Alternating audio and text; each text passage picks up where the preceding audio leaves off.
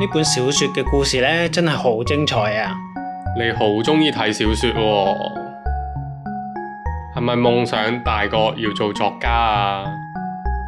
都可以嘅，可以寫出自己嘅故事，真係好犀利啊！但係呢，感覺好難喎。一啲都唔難㗎，練習多啲啊，你一定得㗎。好，咁我決定咗啦。從聽日開始呢，我每日要寫一篇故事。聽日唔得，今日開始啊。今日都可以嘅，但係呢，我唔知道要寫啲咩嘢啊。我已經有題目啦，題目就叫《澳門遊記》，300字就可以啦。呢個好似係我哋上星期嘅作業題目嚟嘅喎。俾你識穿咗添。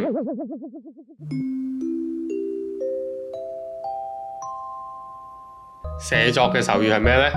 寫作。星期一手語，下次見，拜拜。